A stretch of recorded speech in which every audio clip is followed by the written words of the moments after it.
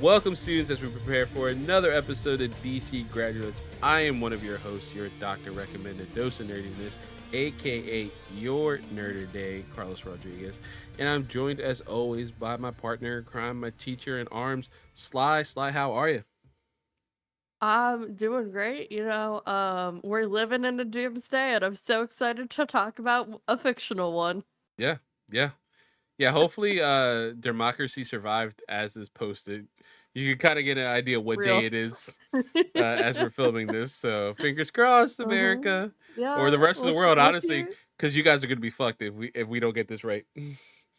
Real. All right. But we're gonna ignore all that and instead think about this fictional world Yeah, and we're have a gonna great talk time. about 2007's Superman Doomsday, the ship that launched 1,000 ships. Is that, I keep getting that wrong? I got that wrong last week. Did I get it? Is that right? Yeah, Is that the I phrasing? have no idea. I'm gonna Google it. You keep riffing. Okay, because the Korean liquor is hitting. That's why.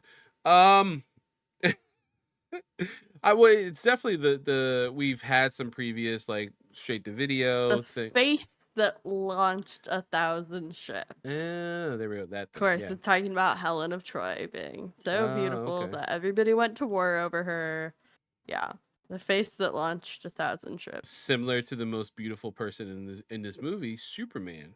At least that's according to Lex. Oh, I was Anyway, gonna say Lois, yeah. but okay, that's fine. No, according to Lex, it's Superman. Yeah, We'll get into yeah, that in a moment. indeed. Lex But has lots of things. yeah. That's a whole section I can't wait to touch on. Um, but yeah, this movie is obviously before we touch upon a lot of previous animated stuff, especially in the Diniverse. A lot of them were straight to home video and things like that.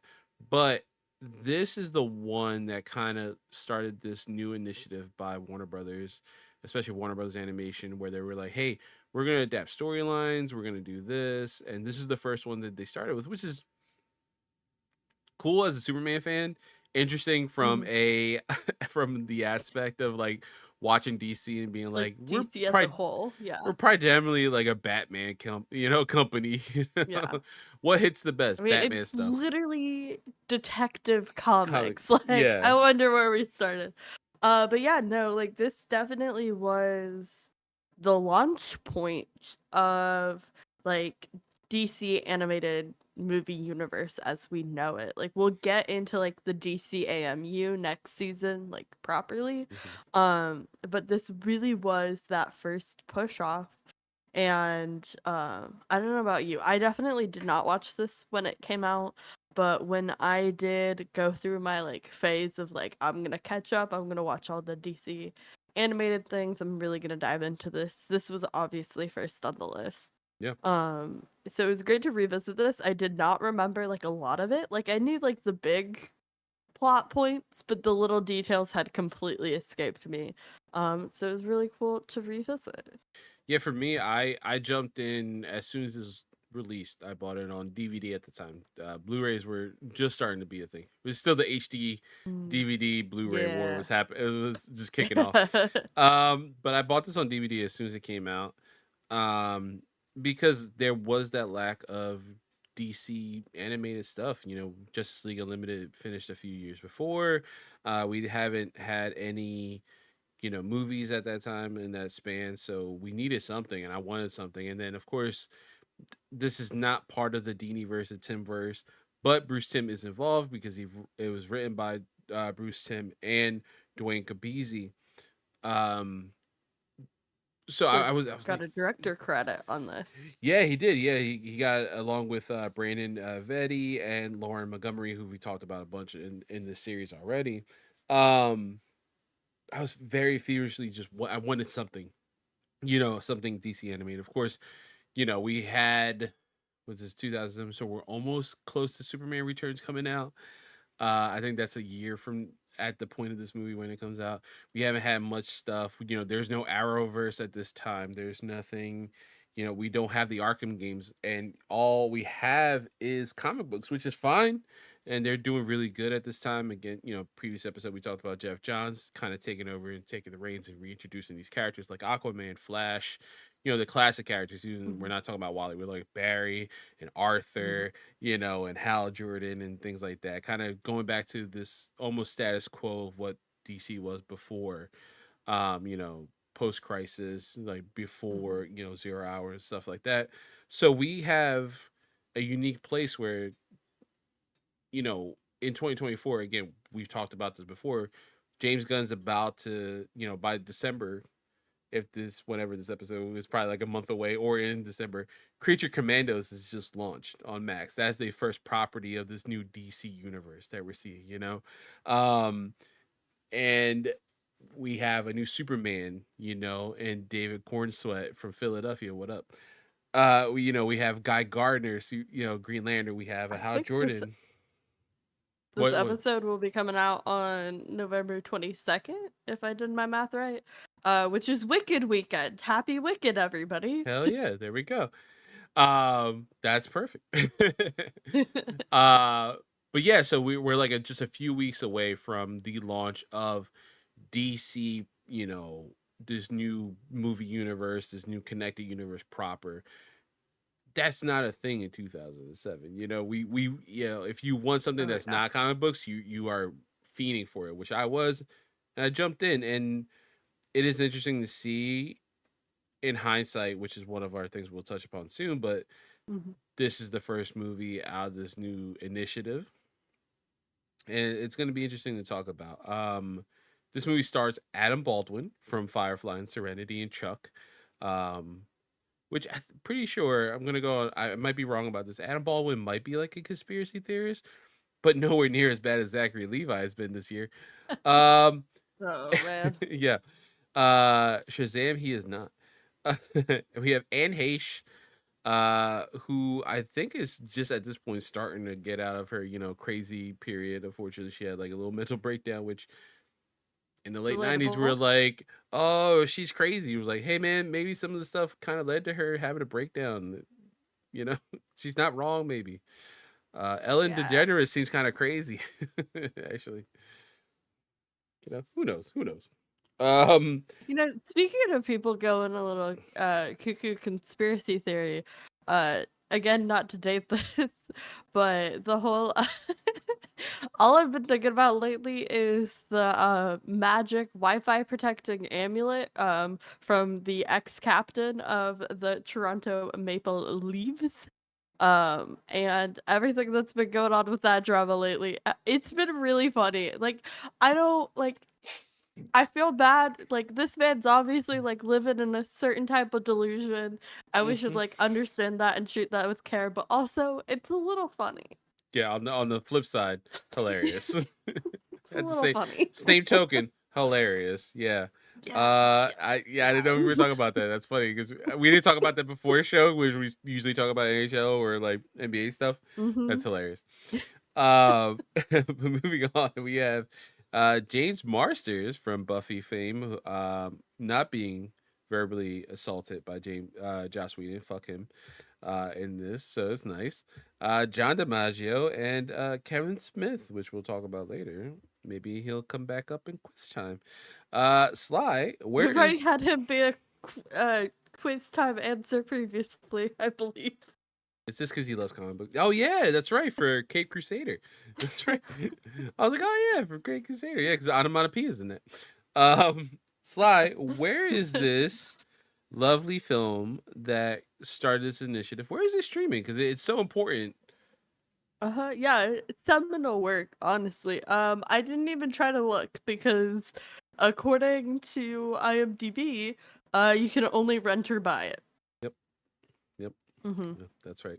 Yeah. Mhm. Yeah. So Iconic piece of, film history in yeah, the scope of like DC animated projects, but we're not and going to preserve it anywhere accessible for you to watch. God You know what? forbid. I want to use this segment. Mm-hmm. Of course, the usual fuck David Zaslav, Fuck him. but Yeah. instead, I'm going to turn it around and say support your local libraries. You know what? I bet you could find this movie from your local library. I bet you it's on like Hoopla if your library has access to that. Use your library's resources because the more you use it, the more funding they get. And we are pro libraries on this podcast. Goddamn right we are. I just always hate that it's like a 12-week wait for like new manga. I'm like, damn it, it's so popular. Yeah, yeah. Why can't it be back in the day when I was growing up? Shit wasn't popular at all. When nobody knows Exactly. anything Well, about then it would manga. have been, yeah, it would have been at the Yeah. library though. Unfortunately. Hmm. All right, so Sly, hit us with the plot recap. Yeah, all right. This one, unfortunately, is not from our good friend Kenneth. So it is the generic copy that was just written for this movie, and it's fine. But when LexCorp accidentally, quote unquote, unleash a murderous creature, Doomsday, Superman meets his greatest challenge as a champion. Based on the death of Superman storyline that appears in DC Comics publications in the 1990s period. Great, so informative, so helpful. Really So, painted us a word picture mm-hmm, there, you know? mm-hmm. Yeah, absolutely. Hit us with those comic book characters. Yeah, we got the titular Superman, his lover, Lex Luthor, his actual lover, Lois Lane, his other lover, James Wilson. Yeah. We got Doomsday, of course, also titular. Perry White makes an appearance, and my beloved Ma Kent, really Mm-hmm. doing the work. Truly, Yep. the like emotional core of this movie. She was barely there, but she made a significant Yeah. impact.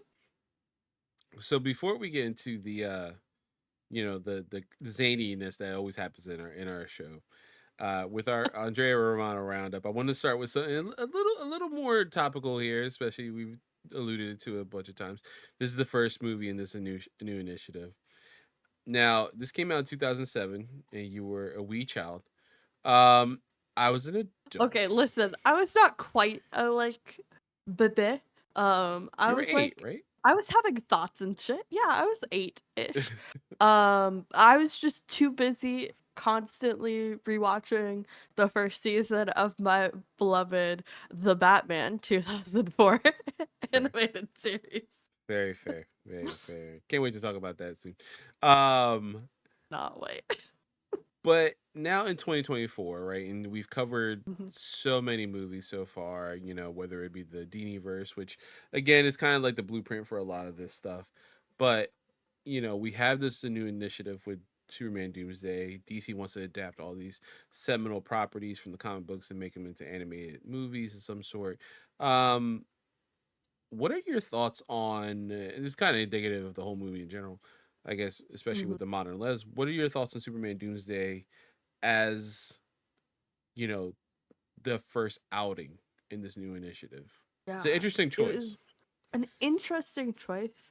It's obviously like an iconic comics run, but to make that the choice to launch off this whole new initiative, it's really interesting to me because you're taking your strongest character, like arguably like the most powerful comic book um hero that we get to see, and you're immediately putting him up against a threat that he can barely overcome, Mm-hmm. right? We see him like heart stop, like dead, like in the ground, buried. And that's a really interesting way to set up what your stories mean. It is very grounded. I think this is the first time we get PG-13 rating Mm-hmm. on any of the DC animated historically. Obviously not in our canon. We've Yeah, got a yeah. couple R-rated in our past. But like I wanted to double check myself because next year 2008 we get Batman Gotham Knight and Justice League New Frontier, which Mm-hmm. we won't talk about for years probably. We'll get there eventually. We'll get there. Um but it is really interesting that this is not an origin story by any means. Mm-hmm. We are plopped in. You know who he is, you know who our supporting characters are. No introduction, no explanation. You are expected to have this baseline information about these characters and to immediately follow it up next year with Batman Gotham Knight, which is obviously it's doing like a more year one story, and it's really introducing those characters in a really meaningful way. I'm completely messing up my movies, aren't I? I'm so Oh, you're off. thinking about year one. Yeah, Gotham Knight I was is thinking about year one. this. Well, you Gotham just Knight's yes, the the anthology. anthology. Yeah, that's pseudo in I the Nolan apologize, y'all. universe. It is very late at night. It is. Batman Gotham Knight, completely different universe. Anyways. Um but yeah, okay, so next we get Justice League The New Frontier. We're doing a team story. Yeah, Okay, that makes sense. We're playing with these characters, and we're another establishing them as a team. seminal story within DC Comics that they Yeah. wanted to adapt. Yeah. Uh-huh. And so we're following this trend of taking these important comic arcs and transforming them onto the screen. But the next one we get is Wonder Woman, which is very much an origin. They are Mm-hmm. saying we are establishing this character from the jump and setting up how we want to portray her. So it's really interesting to me within this universe that our starting point, our touchstone movie for what the future of this project will be, is immediately having so much assumed knowledge on the Mm-hmm. part of your audience. Does it work? Does it not? I don't know. I didn't watch this in 2007, right? I've Yeah. been a lifelong DC fan. And even if I did, I probably would have been able to jump in with a lot of assumed knowledge. But in the age where we are in origin burnout, we are so tired of seeing origin after origin after origin. Mm. I think in hindsight, it holds up really well Yeah. because we are starting off and we're saying, this is the character. You know who he is. Make all the assumptions you want. We're going to lay out power wise where he's at right now, what we've got going on technology wise. But everything else about this character and this backstory, whichever version that is in your brain is the right one for Mm-hmm. this moment. And something we don't get currently. Everything we've gotten lately, every time they reboot a universe, every time they reboot a whole like idea of how we're gonna tell a story um within the scope of a certain like universe that they want to share, it's going to be an origin. We've seen Spider-Man's origin how many times? We've seen Batman's origin how many times? We see it over and over and over again to the point where we're like, we're done. We're good. Mm-hmm. We know these characters. And in some ways this is like way ahead of its time just by the format and the story they chose to tell in this introductory movie.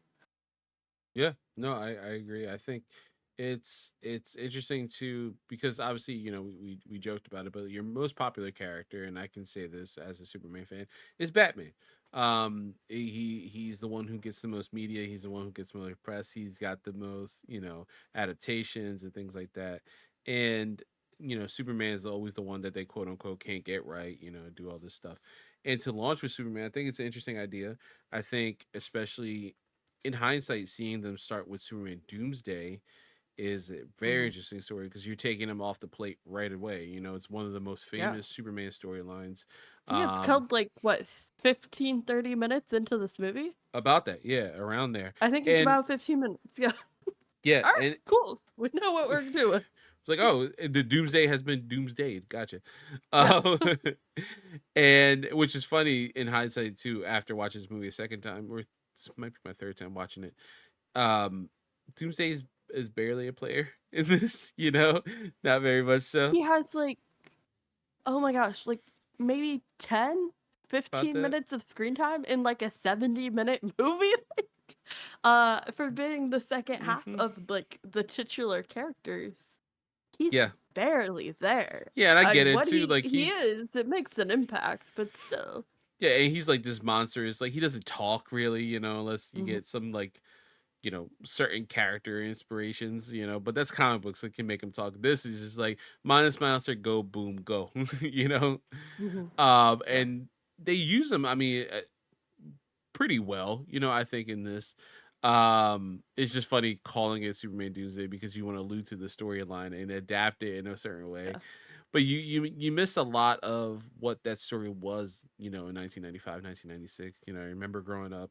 I remember seeing the comic book in stores, seeing the poly wrapped, you know, um, red bleeding Superman symbol and that like having such an impact on me. I remember begging my parents to take me to the comic book store to get it. It was just sold out. It was just like really difficult to find at the time because collectors were like, "Oh, this is a big deal," which it was. Mhm. But like adapting this and not, focusing solely on Superman has its benefits and its, deterrence because you have the benefit of being like, we're just gonna focus on Superman. What does this impact his specific storyline? What his immediate family, his immediate, friends and relationships, like what does this do for Metropolis? And when you read the story, it was like, all right, so the Justice League fights him first, and we don't know what he might be. He might be Kryptonian. Who knows? We're not going to establish that for like another 10 years. And then as well, Batman's taken out because like Bane broke his back. Don't worry about that. He's just kind of getting the swing of things again. That was a big storyline. And while we're here, there's like three other Supermen that pop up at the end after he dies. One of them is this really cool clone named Connor that's definitely going to impact Carlos's Yeah. decision in his life.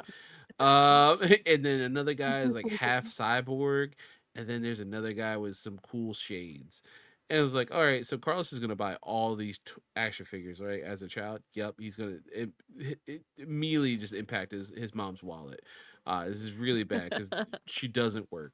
Um, he's very spoiled. Um, but you take a lot out of that. So like, what is this story? And I think they do a pretty good job of showing.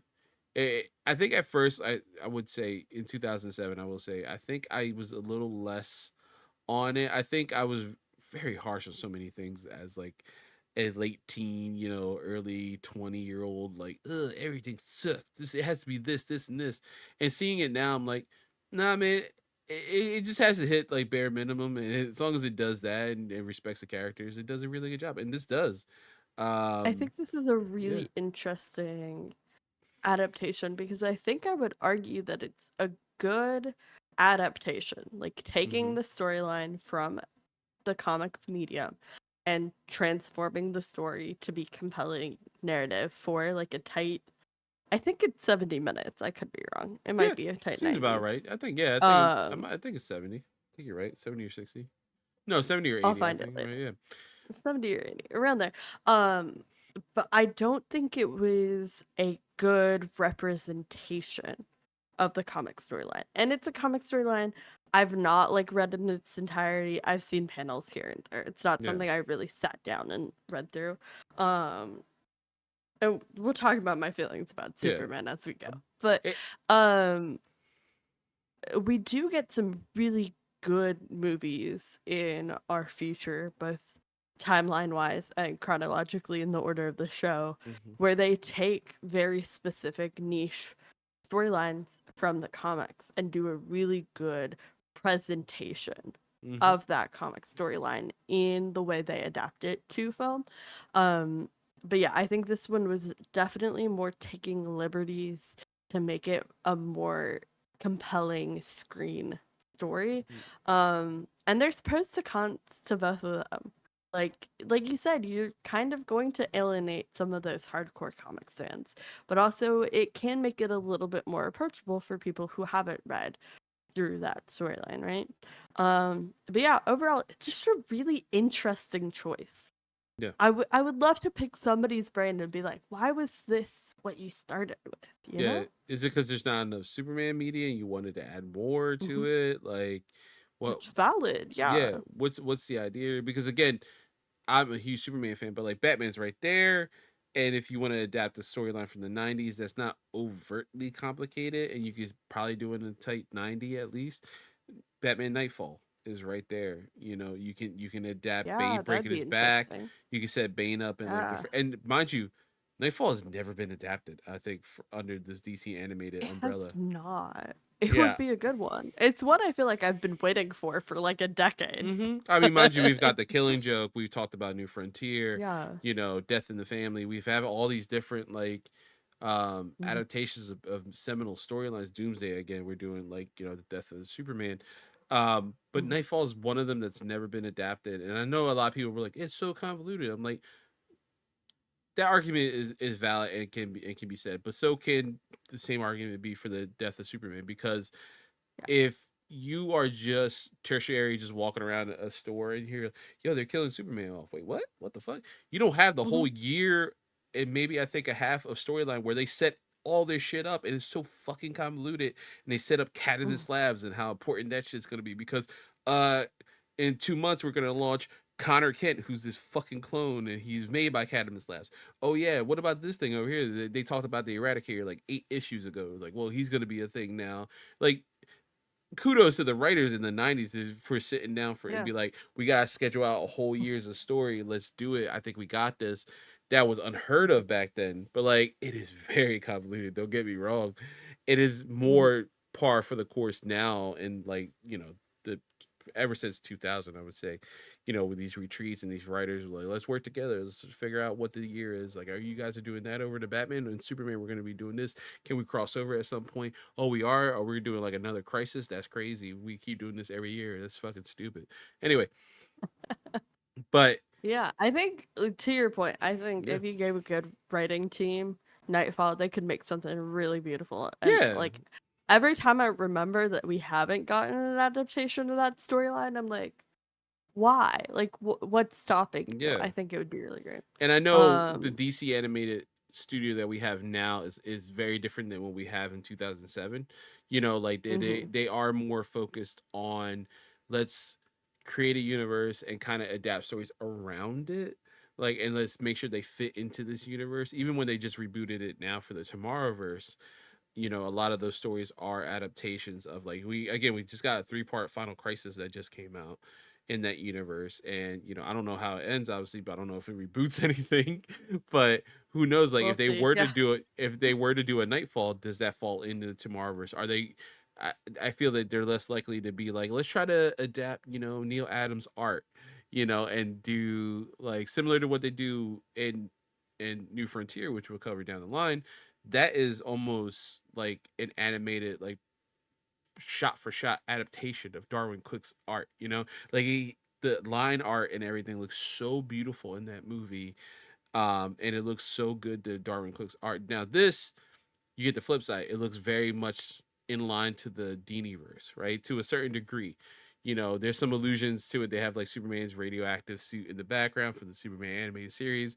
But they established their own thing from jump, and it's just like ever skewed. Like, all right, Bruce Timm Mhm. worked on this, obviously, but like, it's not Like his fully. fingerprints are here, fingerprints are in it, Yeah, but we're shifting. Like we're like one universe to the right, you yeah, know. Like we're yeah. running right next to each other, but we're definitely on a separate Mm-hmm. path. Mm-hmm. 100%. And then yeah, obviously, in the Diniverse, we did get Doomsday for like, what was that? Was that like half an episode in Justice League?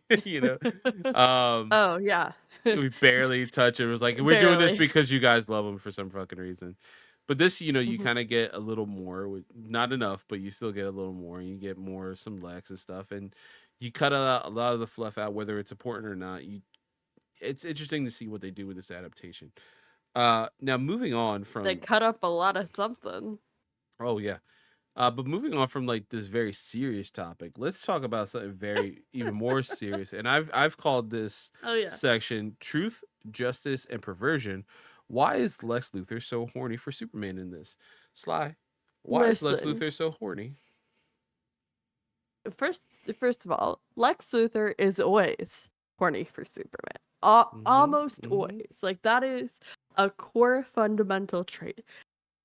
However, this is the absolute fucking horniest I've ever Yeah. seen Lex hundred in my percent. entire life. Yeah. He is lusting over this man. He is extolling the virtues of his body in this opening narration. Like, he is so in love with this man and Mm-hmm. has such strong feelings about how that makes him feel, and like has such passion, and the way it manifests obviously is being a supervillain and a horrible Oh person. yeah. However, like the sexual like angst is off the chart. He Yeah. is absolutely like huge fucking crush. Absolutely, like you can only like deny how much you're in love with somebody so much when you have thousands of clones of them in your basement. Like you stole his Mm, body because you felt abandoned. Like mm-hmm. you created a clone so you could take out your anger on being left behind Right? on this man. You are so in love with him and so horny for him at the same time. And it is intense. Like I was not prepared. Like I could like again, Lex always horny. Yeah. Like that is just like period. I was not prepared for how intense it was and how it was going to be the driving narration of the story this entire fucking movie. Yeah, because like early on, like we make jokes all the time, you know. In MC Oh yeah. University, you guys made jokes about Doctor Doom and Mr. Fantastic. I joined in the comments of those, you know, and we made jokes about Mhm. Bruce and Clark in this, and you know Lex and Clark as well. But like this is so overt, like of how it's not even a, you know, they always use the term murder boner when they, you know, a serial killer wants to kill somebody, or like Mhm. Oh scream yeah. thinking about it, right, anything like that. No, like I think Lex actually has a boner that happens to be tied to physical murder of Superman, but maybe as well sexual towards Superman. It feels very Yeah. overt. Like It's he's like both. really like I kind Um of want to fuck him and kill him at the same time. And it's like such a slippery slope to being one of Fee and Tara's books. Like it's so there. It's oh yeah. so there. This is definitely an attempt at dark romance. Like you can only deny that you're like madly in love with somebody so much when you literally like make a child out of combining you and their DNA. Yeah. Yeah. And that's a You're joke that's not beating happened those in the DC. Yeah. allegations, bud. Exactly. That I mean, my beloved Connor Kent, like, that's a joke in the comics. This feels like if you introduce Connor Kent, like, it feels like Lex wanted that to be like a sexual thing, and then he does. You know, there's a Superman clone that's introduced. You know, it's again an adaptation of Superman Doomsday, not fully. You know, those four Supermans are kind of The combined into this. interpretation. Yeah. Yeah. So this clone of Clark and Lex just beats the shit out of him in a Red Sun room with kryptonite gauntlets, and like he's taking out a lot of, I think, sexual Pent frustration. up, Yeah, yeah, repressed sexual tension. yeah. Absolutely. It's really, he calls him beautiful earlier in the movie, and that was like at first I was like Yeah. I'm gonna write this down as a joke, and then as the movie progressed, I'm like, this is really like he's really like upset that he can't kill and or fuck Clark because he's dead. Uh-huh. Like, I don't know Yeah. where I'm getting this, but Um, it's one of those two or both. we've talked previously, especially in season one, about Bruce Tim, you know, being a bit of a horn dog Yeah. and having a bit of a reputation. And I was like, oh yeah, like we see that now. And then I watched this movie and I was like, oh no, it's been there. Yeah. It's always been there, and I Yeah. just wasn't old enough to pick up on it. Yeah. I mean, at one point, Lex has a line because I wrote it here. Um, uh, why did you leave me? Damn, Lex, you can't fight those gay allegations. Like, he says that, like, why did you leave? Like, he's upset that he didn't After get to kill me, him. like Yeah. we have this relationship, and I was supposed to be the one to fulfill this narrative where I destroy you, and you took that opportunity away from me. Now, if that's not the gayest, like, tragic lover shit I've ever heard in my life, oh Yeah. my god. And we always joke about Joker and Batman, but, like, I feel like if, I don't know, like, Harvey killed Batman, Joker would be like, I'm angry, but, like, Yeah, I'm just gonna but do other shit now. I guess like I ain't got nothing to do. You know, like Lex is like my whole purpose is gone. Like, ma'am, I said, ma'am, because like he's the girl in this relationship. But like, sir, you created the cure for muscular dystrophy early in the and movie. AIDS Yeah, and and AIDS. cancer. Yeah, and cancer. And he's like, just like so, like that could be a purpose for you, Make it sir. worse so we can make more money off of it. Yeah, Right. but you're like, no, no, no. If I don't fuck and or kill this perfect godlike Mhm. alien, my life is incomplete. Like there's no middle Um, ground for I Lex. really gotta get this thought out of my brain, so I'm gonna Hmm. say it out loud, and we're all gonna give me. He wants to kill and then fuck. Yeah, yeah, yeah. Because that unconscious body, he looked at it for a while, and I was like, "What are you gonna do with the body?" He was making eyes, and I was like, Yeah, He he dug a tunnel through the city to excavate his grave. yeah, exactly. What Like are you it's doing with that like, body, Lex? What are you doing with that body? like Just saying. what in the Buffalo Bill are you doing, sir? Does it put the lotion on his skin? Like what All is right, going can on? we move on from this? Yes, yes. But yeah, it's funny because like it's very overt. Like their sexual attention. Again, we talked about it in the previous Bruce Timm is super horny episode, Batman Harley Quinn. You know, Harley has a joke about like, oh, I always thought you and bats were a thing when she's talking to Nightwing.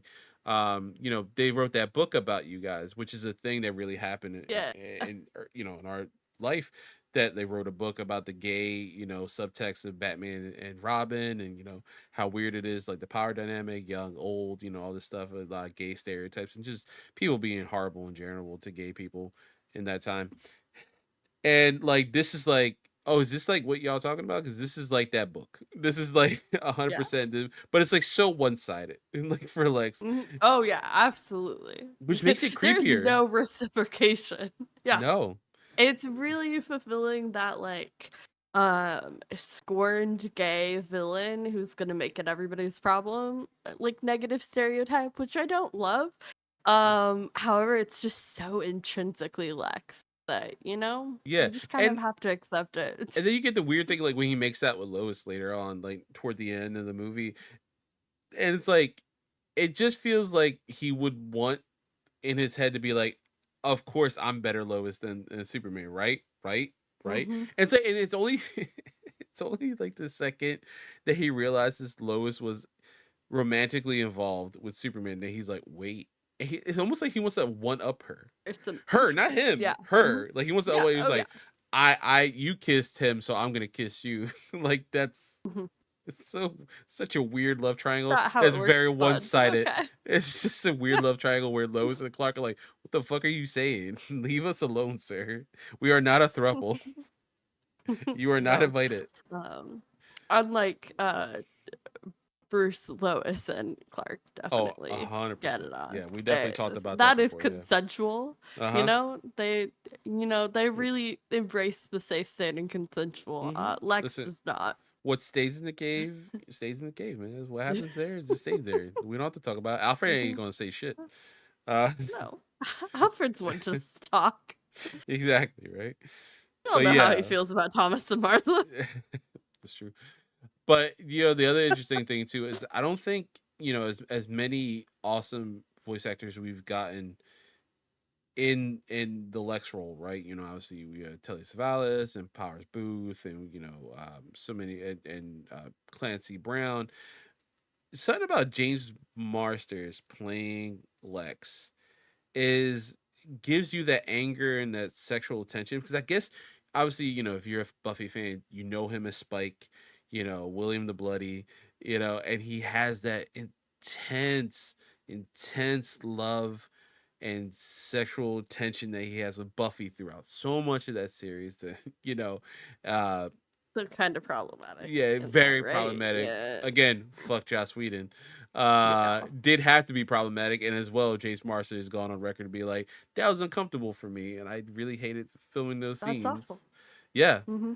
And he felt like it was a disservice to that character as well. Which, when you embody a character for so long, I feel you have like a ownership to it to a certain degree. I get Joss wrote it, but at the same time, you know, But you're not inhabiting that character. yeah, Like, yeah, exactly, absolutely. He yeah, should when you're playing a character, especially that long and that embodied, like you should theoretically have a right to, yeah, claim some ownership over the decisions yeah, made with your character. But exactly. But he's such a obviously good that's not actor. how Yeah. the industry was set up at the time. But No, yeah, no, unfortunately he's not. great, especially in this. Yeah, he really like chews up the scenery. He's actually really good Lex all across the board. But when it Hmm. comes to the subtext, which is not really subtext, it's very overt. It's Um, explicit. yeah, it's very explicit. Um, he I just call eats it all my up, man. homies beautiful. What are you talking about? Exactly, like, exactly. I always think I'm these Adonises, these gods that walk among us, as he says. I'm like, damn, dude, what the fuck? Like usually when you say that in other media, it's like, oh, you're angry because you feel like he's a godlike thing and, Mhm. and he's like encroaching on humans. Yeah. This is like, no, we are definitely less than him, and I want to bow before him. Wait, what? What? What's going on? And then he's angry that he wants to bow before him. Kind of like That's definitely the first emotion. kind of like Willem Dafoe and Boondock scenes. That's what I'm getting. I'm getting that vibe. Mm. You know, is gay but hates being gay. You know, like he's saying some slurs afterwards. He's like, but we just did stuff. That's weird. Yeah. That's Yeah.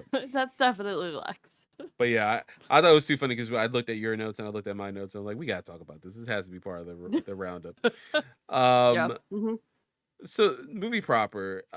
Anything you want to shout out specifically? I touched upon like this to cure muscular dystrophy and AIDS that he has, and he's just like, Well, slow my it thing down. is, yeah, so the incredibly brilliant dichotomy that we immediately get with Lex actually solving all of these human diseases and then intentionally making the cures worse so he could profit more off of them. And then we jump to um, Clark in the fortress Mhm. trying so desperately hard to figure out a cure for cancer to stop the metastasizing of cells and failing desperately Yeah, every time. And he's like, he cares so much. He has so much love and compassion for humanity. He wants to do everything he can protect it, not just from like external threats, but also to make their lives better and help their bodies. And for like Lex to be like, nah, I just want to be rich and powerful and take that's advantage it. of everybody around me. And I'm a brilliant genius, so I can get away with that. Yeah, that was just brilliant. Um, I will say, we don't get to see Doomsday much. We get to see Yeah, him like 10 minutes in when they break him out of his prison. And then he goes on a lovely rampage where he snaps a lot of necks. And that's something I so had many people. definitely forgotten. So many necks get snapped, like explicitly. Like it's like off screen, but you hear it every single time. Yeah. And I was like, all right, okay, they're really earning that PG-13. That and all the Superman clone butts at the end of the movie. Oh, oh yeah. Yeah, Mm-hmm. yeah. I thought the Um, dichotomy was interesting, as you mentioned. Though I thought that was one that really hit home. You know, like there's the line that Jor-El has in the Christopher Reeve movies. You know, and it's like you Clark will show, or, you know, you Kal-El will show them the way. You know, they will rise with you. You'll show them the light. You'll show them how to walk the path, and that you can tell that Superman takes that to heart, and he's like, yeah, I can fight, you know, Dark Side, and I can fight, you know, all these other villains and Toymaster and you know Metallo and all that stuff, but like, that's not the end all be all of what's happening in you know the world of humans. Like, I want to do more. You know, I yeah, want to do more with that. absolutely. Um, Which is such a, it really is like the Kent values we see instilled in his yeah, character. yeah, 100%. And they also, you know, to touch back real quick before we touch on something that you brought up and you highlighted for us. Um, they do something really cool. Again, we're jumping into established character. We don't need an origin or anything. There's no Pa Kent, and they don't address it. No, You Ma's don't need just to. there. We Yeah, just see her. All yeah, right. it's not a big thing. So you assume he died. You like, right, and Yeah. that's fine. Theoretically, yeah. That's That's fine. okay. Like, that's what the story is. That we don't have to think about that. Hmm. And Um, Ma kills it oh every yeah, time she's she's great. She's great in this, there. Hmm. especially how defensive she is over Clark. Like early on when Hmm. Lois like not confronts her, but like tries to seek comfort from her.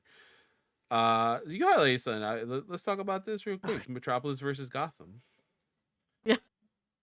It was Because a theme in both of our notes I wanted yes, to pull. um So I'm just gonna read what I wrote while I was watching the movie because I was getting a little, taken aback. I was clutching my pearls a little bit, as they say.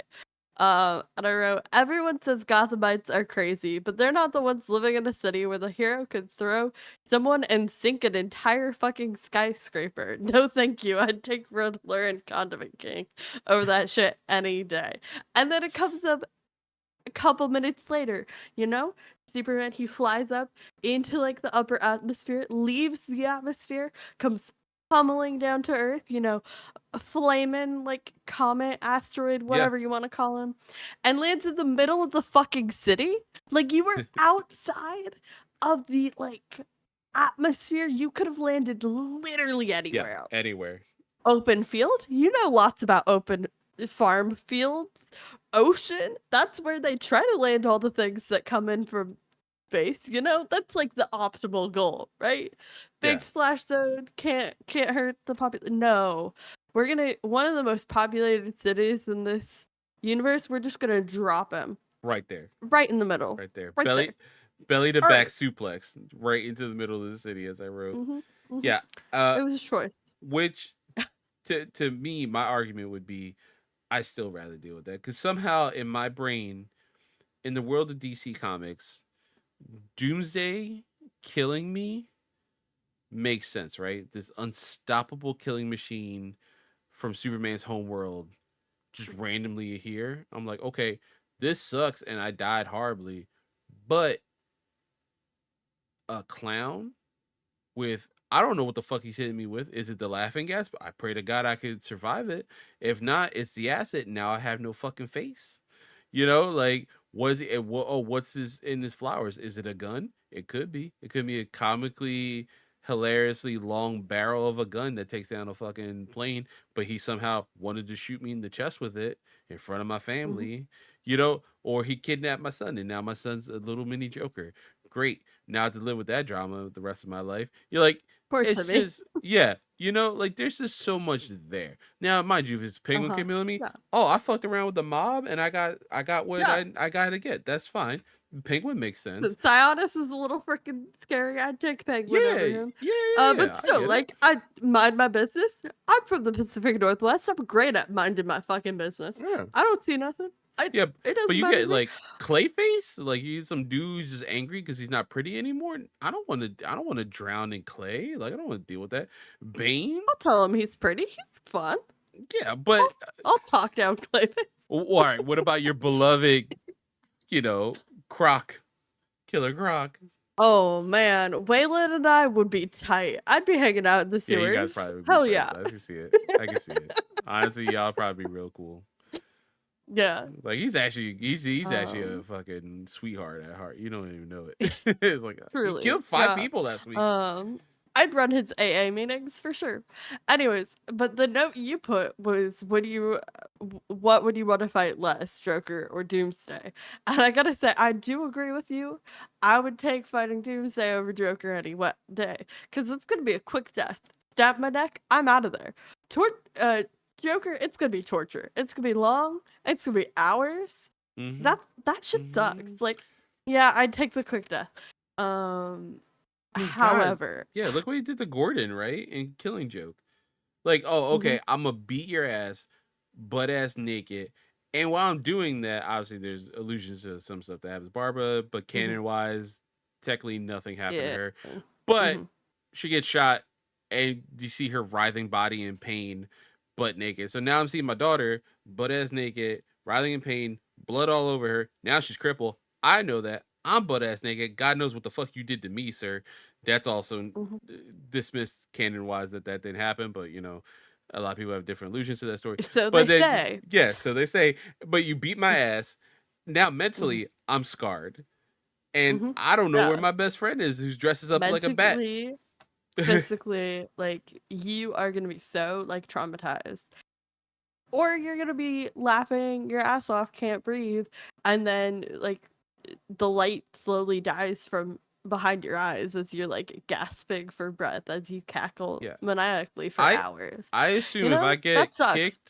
kicked, or punched by Doomsday, it's going to be Mhm. similar to like when Homelander kills somebody in The Boys. Like it's quick, Mhm. it's bloody. I probably felt a lot But of it's pain in that instantaneous. instant that I died, Yeah. but I'm dead Mhm. at that point. Yeah. Like Then it it's is not a my fucking sweet problem. release. Yeah, it is. Everyone has to deal with the Mhm. trauma of my insides being outside. I'm dead. I don't care anymore. You know? My thing with Gotham is like I can make friends. I could be friends with Auntie Ivy over there. Absolutely. I'm on her side, right? I can ignore the mob. I see nothing. Doesn't exist. Not my business, right?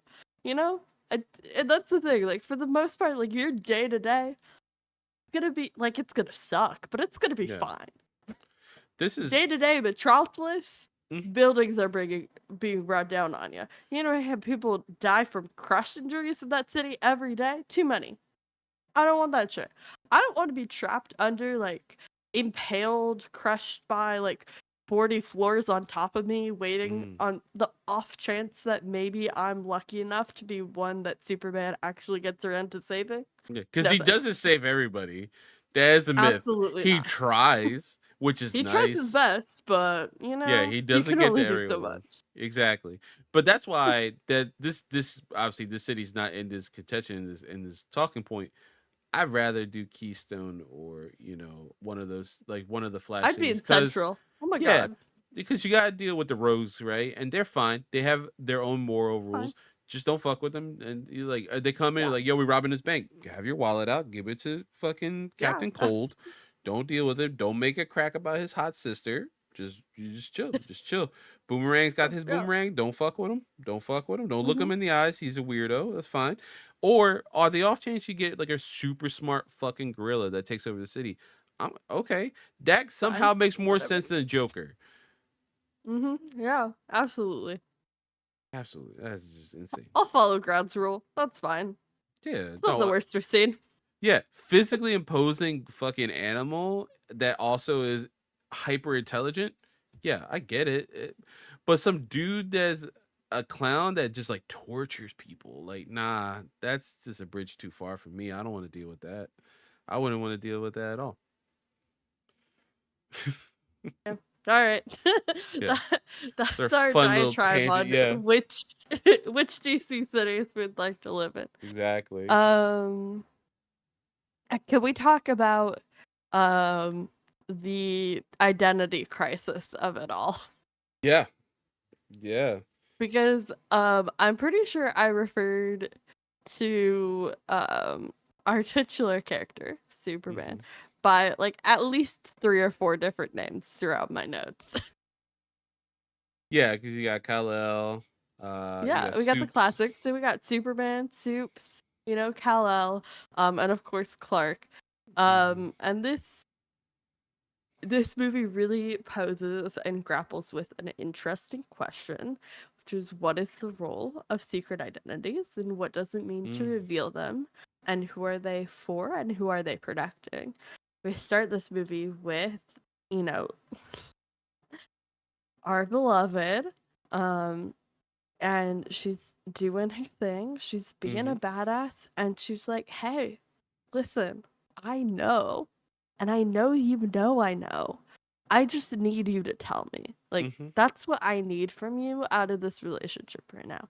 Right? We've been romantically involved for Yeah. months, and like I figured it out, but also I'm asking you to do this one thing for me."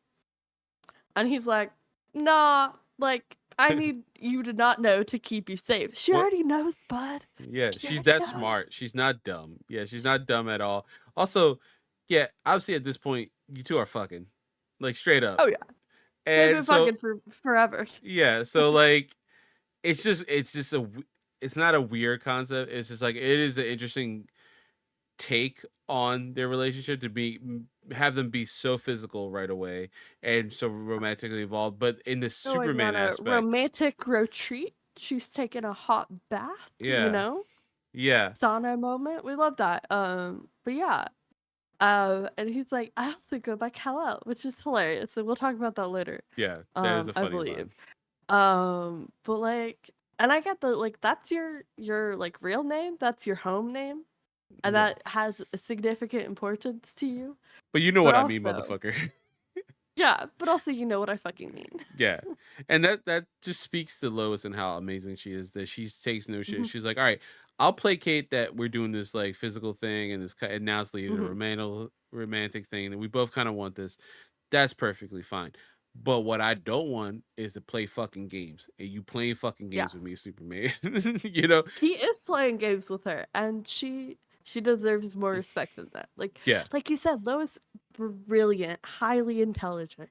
She's been working alongside you for years. She knows you. She knows all aspects of you, and she just needs you to stop playing games with her Yeah. and acknowledge that she's not fucking crazy. Yeah.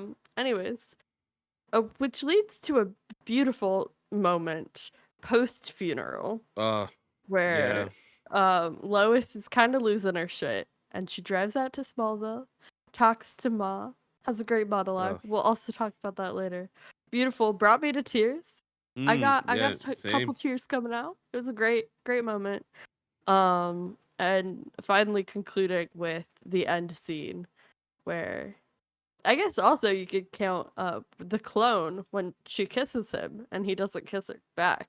And Oh she yeah. immediately goes, there's something wrong here. Yep. There's definitely something That wrong here. that's not my Clark. Um, and then of course the end scene where they're all cute and shit, and he puts Mhm. on the glasses for her, and she's like, "Oh Yeah. my god, you're a whole new Finally. person!" Finally, Yeah. jumps into his arms. All right. Yeah, it was a nice end cap to their relationship within this movie, Mhm. but it was like a very like frustrating thing, not as a Superman fan, but like as a will they won't they thing. Like, bro, I Mhm. don't know why, but I always hate that like lying thing in romantic comedies and Yeah. stuff. So like, if it's not done perfectly to a T right, I'm just like, what? Why are we here? Why are we doing this? So like to see Clark be like, oh, my name's Kal-El, and she's like, Mhm. don't be a smartass. Like, Yeah. the whole fucking world knows your name is Kal-El. What the fuck is your human name? Say it, spell it out, because I know what it is. Do you want me to say it? No? That's weird. Because we are Yeah. boning. You should tell. The Yeah. least you could do is fucking tell me your name, sir. I don't play games. Yeah. I don't. I, God, it was Anyways, just that was frustrating. like y- of all of the lowest moments we get throughout this film, like we get so many badass, Oh, yeah. iconic lowest moments. She gets some great moments with her like journalism. We got some where she hijacks a fucking helicopter and is Yep. flying that, where she takes over the like Jeep. It like we have some great action moments, some great investigative moments, her whole like diatribe figuring out about the clones, Mhm. and all that stuff. And the like one real pitfall in this movie isn't even on Lois's end. It's, It's from Clark's, which Kal is playing with her. It's yeah, yeah. Clark is like messing with her and she's like, I'm too smart for that, first of all. And Mhm. second of all, I'm not asking you to tell me anything I don't know. I'm Exactly. just asking for us to agree to be on the same page instead of forcing me to pretend like I don't. Yeah, and he's very like playful about it. It's like this is not a time to play, Mhm. sir. This is a serious Yeah, we're not relationship. playing around. Yeah, we're Once, having a capital T talk right now. yeah, once uglies are touched, shit gets serious, sir. Okay, we Yeah. gotta take it serious now. All right. Once Um. uglies are being consistently Yeah. We got to sit down Mhm, for a second, have a serious discussion of what this is, and that's only fair. mhm. Um. I think for me, I think we kind of nailed everything because like the fights are awesome. I will say that. Doomsday I was do have was fun. one very important Ooh, note. yeah, no, go ahead, go ahead. I can't believe they killed off my fucking girl. Oh my god, yeah, that's the only It's like so shitty thing anticlimactically. about this. Honest to God, that's the only for real blemish on this movie because we talked about this before with Batman Ooh, v Superman. Mercy Graves. When you kill Mercy, it sucks. It automatically sucks. And this Lex is Ah, really good. He's not Jesse Eisenberg Lex, mhm. which he did okay in Yeah. his portrayal. But like this that was like what a shitty moment because I just love Alex that is so not obsessed, but he like trusts Mercy above like so many people. So that is a way to like distinguish who this Mhm. Lex is and how weird he is and how like vengeful he is. But it hurts every time. It's like one of those things we talked about within our Batman Cape Crusader episode. Seeing Harvey just be corrupt in the beginning is like, oh, dude, Yeah. this sucks.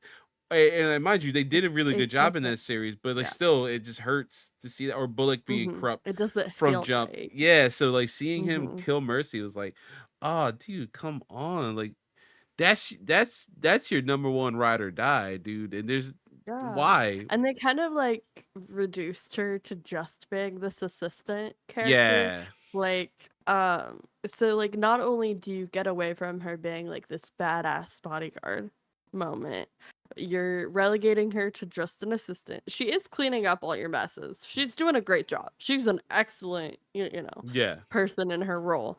But also for you to not trust her enough to keep her around, that fucking sucked.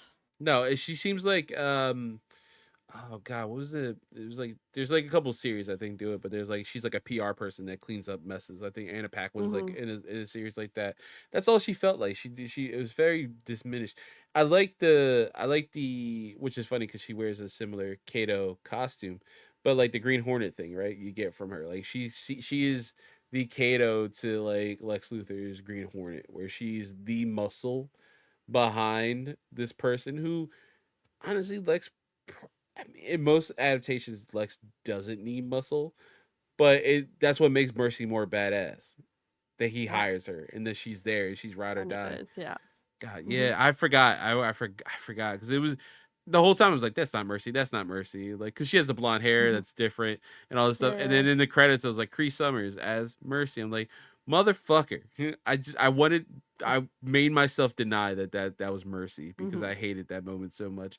And otherwise, like other really good portrayal of Could have Luthor given is her literally any other name, and we would have been fine with it. yeah, But to Tessmacher. desecrate her Miss name like that? Tessmacher is right there from Yeah. the Christopher Reeves movies and now canon in the comics. Miss Tessmacher is right fucking there. She's not Mercy. She doesn't go crazy. Well, I guess one series she does, but I'm not going to touch on that. When I talk about Supergirl again, we Miss Tessmacher, I believe, is in Supergirl, but she also happened to be, I think, Mercy at some point. But that's besides the point. But yeah, like there's so many other named characters. You can make her a non-named character, and she just happens to be her.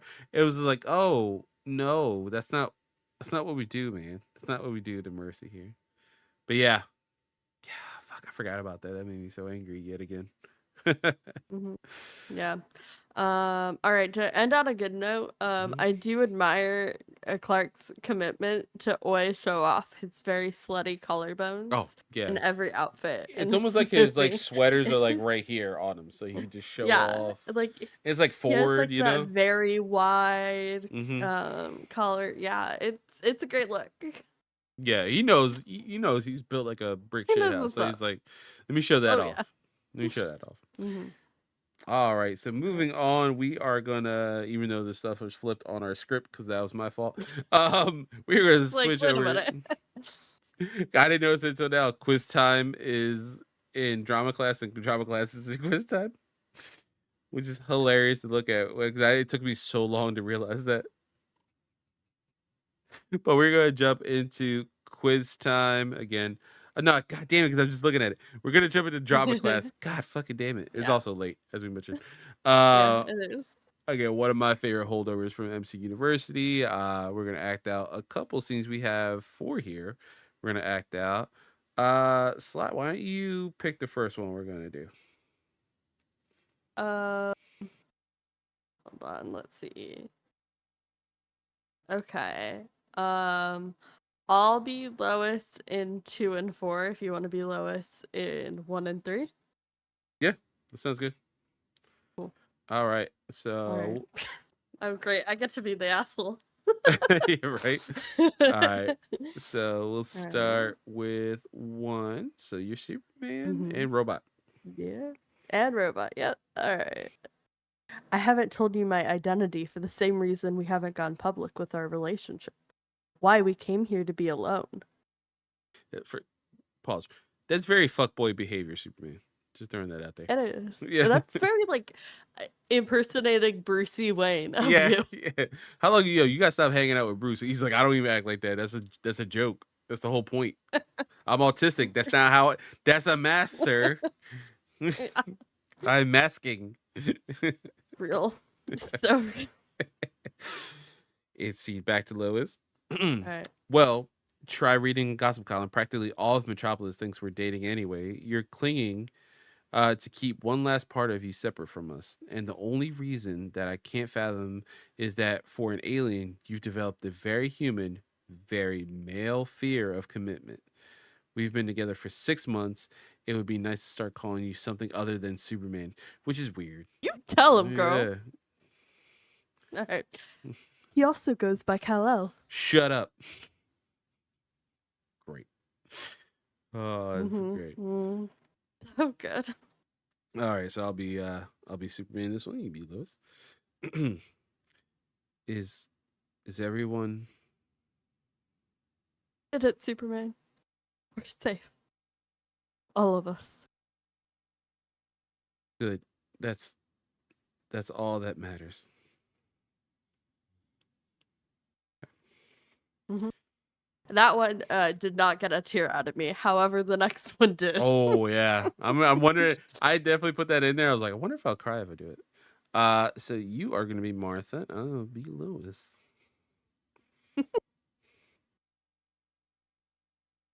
My son talks about you quite often. He's the reason I came to see you. Has there been word from Afghanistan? I've been so worried. Mrs. Kent, you know as well as I do that your son died in Metropolis last week. Look, I'm not here as a reporter. And why are you here, Miss Lane? I don't know exactly. Maybe it's just I don't know if he told you, but we have been seeing each other for the past few months romantically. I mean, and I know the rest of the world adored him. It misses him now that he's gone, but no one else on the whole stupid planet can know what it feels like to really love him, to be loved by him, or how it feels now every minute of every day. Like I'm broken. Like I'm the one that freaking monster pounded on.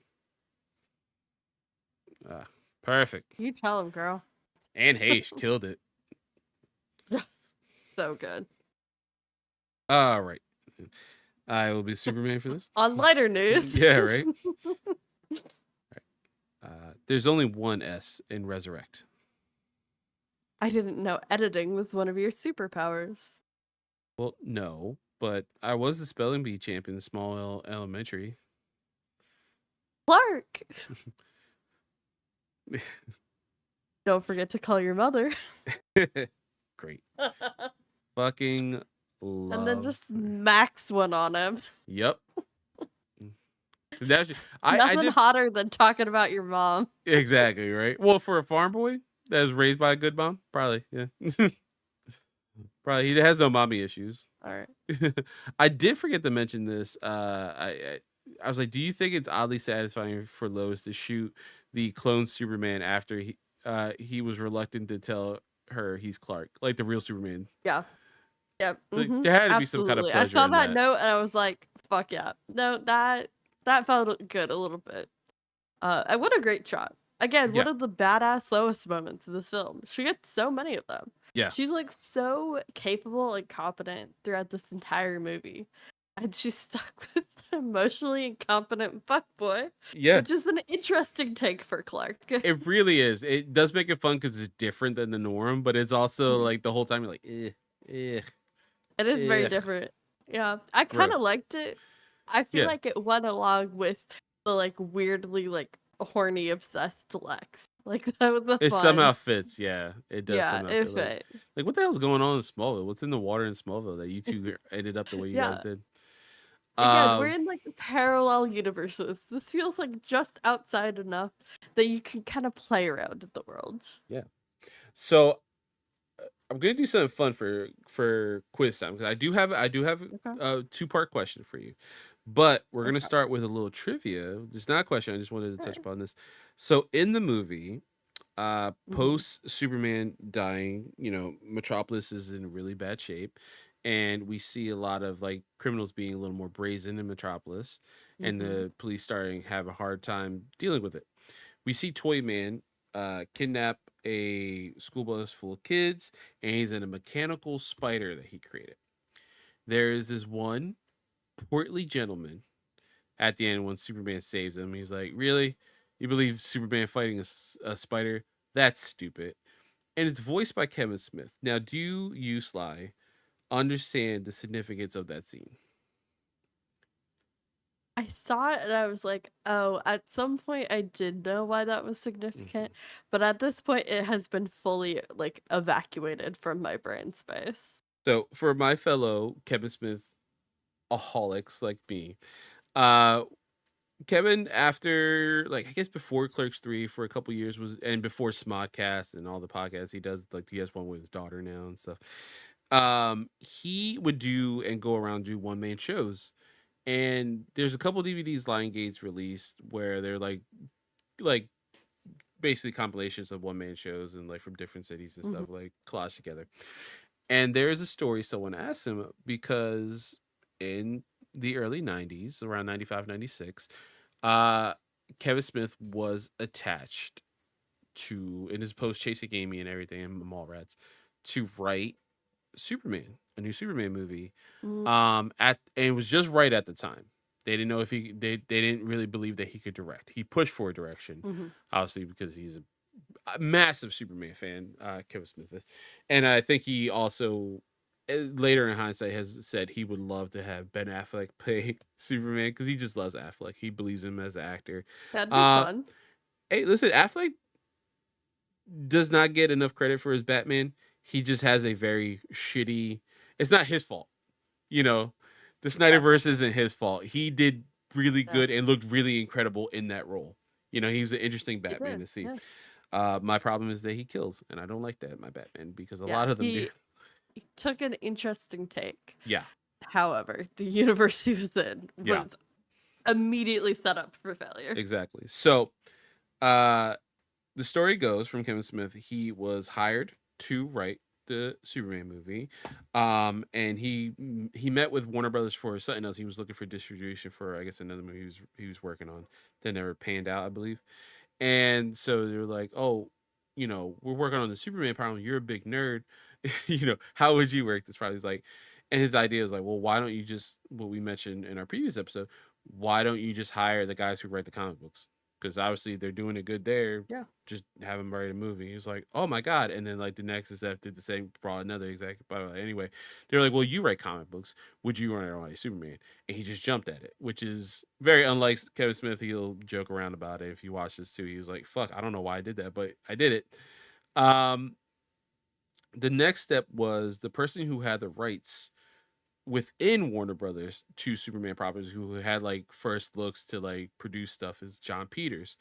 John Peters was a makeup and hairstylist who worked under Barbara Streisand, and that's how he came up in the system. And then Alright. somehow made his way to being a major producer in Hollywood, but he had to pitch the movie basically to John Peters. So he starts pitching the movie, and John Peters is weird. Tells him this whole thing. He's like, he lays down on his couch. Kevin has to sit like across from him, and he does this thing where he like puts like a thing up so it looks like a picture frame, and then he talks, and like Kevin goes over the movie. He's like, "This is my idea. We do this. We haven't seen Brainiac. We have relied on Zod and things like that. Let's try to do something different. Let's do Brainiac." He's like, "Oh, okay, that's fine." All this stuff. He's like, but John Peters sitting there. He's like, "Well, Superman can't wear a cape because it's gay." He was like, "Gay capes are gay." He was like, Alright. and Kevin Smith's like, "That's the whole point of Superman, though. Like, he has like this very iconic cape with the S, like that be." And like he argues like, "Who's the producer? Who's the guy who makes money, man?" All this other stuff.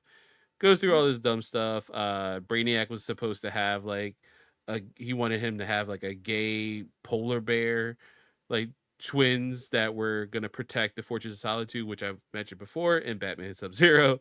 Um, so this is that story, and it finally comes down to they're going to maybe adapt the Death of Superman, which is this movie that we are covering today. And he's like, at the end, John Peters says, dude, at the end, we have to have Superman fight a giant spider. Brainiac has to turn into a giant spider somehow, and that has to be the third act villain. I will not like break away from this. This is what will happen. This has to happen. Superman has to fight a big fucking spider at the end. So Kevin works within these constraints, and does all this other stuff that he needs to, and he gets the movie written. Tim Burton comes in, which was a big deal at the time because he's now post Batman Returns. He, Tim Burton gets the cast who he wants, so they cast Nicolas Cage as Superman for Superman Lives. There is test footage you can see out there of Nicolas Cage in the Superman suit, and then there's a final suit at the end where he's like all like weird electric powers and stuff. I think Doomsday would have been in it very shortly, as he was in this. So this movie's very similar to what we almost got, but just better. The movie falls through. Fun fact: there's like action figures you can find online because they have to do that shit like a year in advance of a movie, or years in advance of a movie coming out, because at the time it takes a long time for production. So movie doesn't get made, falls apart. But John was like, "Hey, you're a nice guy, Kevin. I'll invite you to my next movie premiere down the line, which is a movie called Wild Wild West, starring Kevin Kline and one Will Smith.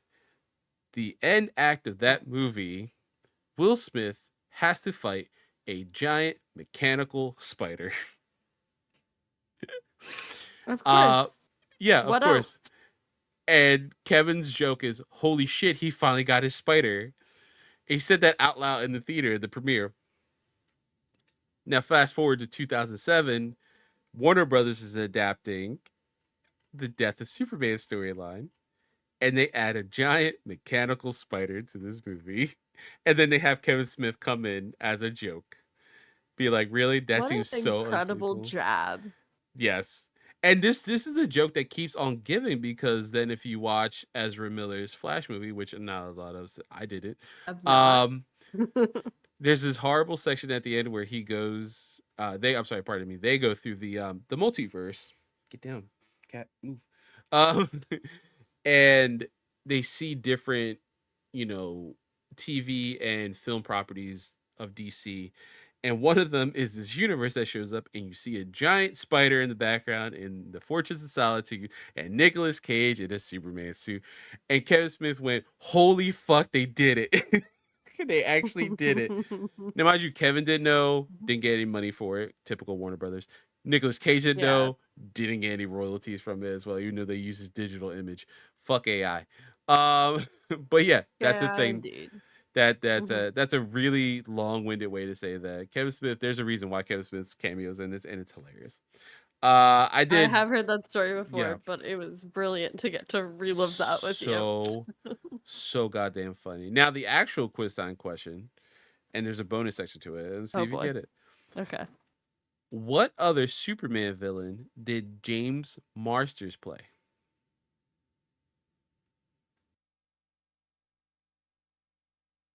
Did he play?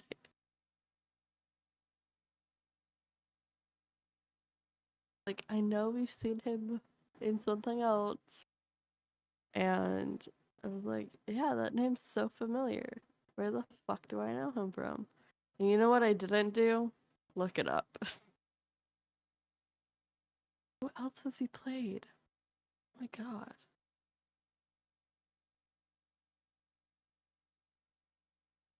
Oh no. Oh, he was in. No, you said Superman villain. um, I got nothing. So he played a one Professor Milton Fine, who's AKA Brainiac. Now I'll give you one more question to see because now you know it's Brainiac. For bonus points or points on the board, I guess. What was the property he starred in as Brainiac? Uh, was it Smallville? Yes, it was Smallville. Okay. Yes, All James right. Marster played Brainiac twice in Smallville. Brainiac, normal bad guy, and then future Legion of Superhero Brainiac 5, the hero. Um, to redeem myself, he has also played a villain in a Marvel property, correct? Yes. Yeah, he's bad guy pretty much in everything. Okay.